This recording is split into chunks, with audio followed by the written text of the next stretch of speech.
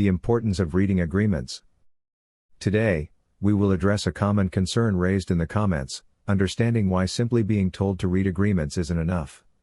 I aim to bring more clarity by revisiting essential concepts and providing insights into how agreements relate to modern and historical contract law. This discussion draws on resources like notes on Roman law, law of persons and law of contracts. Let's break it down step by step to ensure clarity and practicality. Real contracts in Roman law, an overview. In Roman law, contracts were categorized into three main types. 1. Contracts in re, real contracts, based on the transfer of physical property or goods. N2. Consensual contracts, agreements based purely on mutual consent. N3. Innominate contracts, agreements with no defined legal form but included additional stipulations. The legal scholar Justinian identified four primary types of real contracts. Mutuum, loan for consumption. Commodatum, loan for use. Depositum, deposit. N pignus, pledge.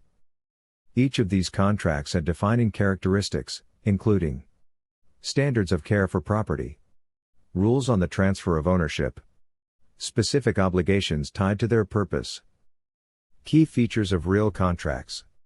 Physical delivery, delivery of goods was essential to create these contracts. N stipulations, additional provisions, such as interest, could be added to tailor contracts for commercial purposes. N legal implications, the agreements involve specific liabilities for loss, theft, or damage. Focusing on mutuum, loan for consumption. Mutuum is an ancient type of contract involving loans of fungible goods, items consumed through use, such as money, food, or drink. It was central to Roman law and provides insights into modern financial agreements.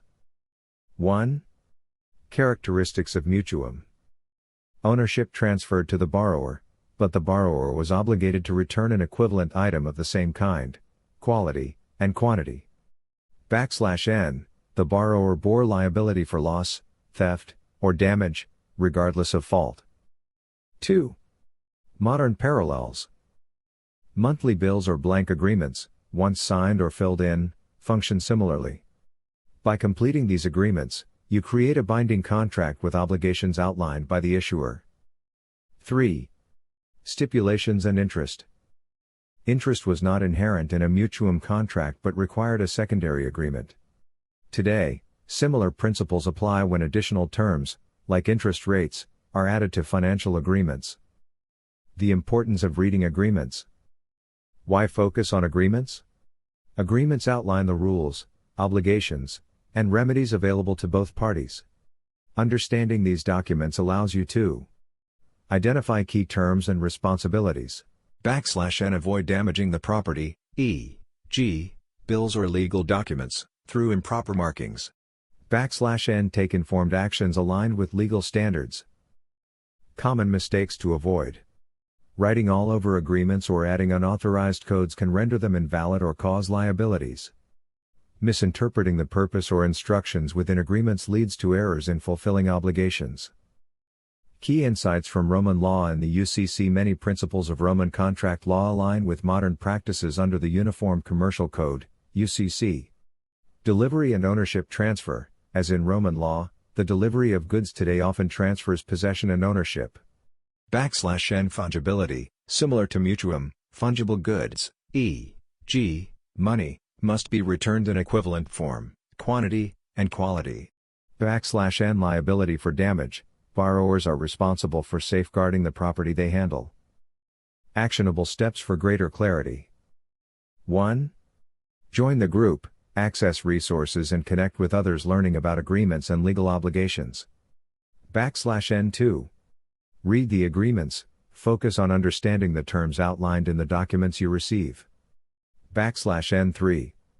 Study resources, explore materials like the Roman Law Summaries or the UCC 1 course available on our website. N4. Avoid damage, handle agreements properly to maintain their validity and avoid unnecessary liabilities. Conclusion and next steps. Understanding agreements and their legal implications is a critical step toward financial and legal equity. By reading, analyzing, and applying these principles, you can align your actions with the agreements you enter. For additional support,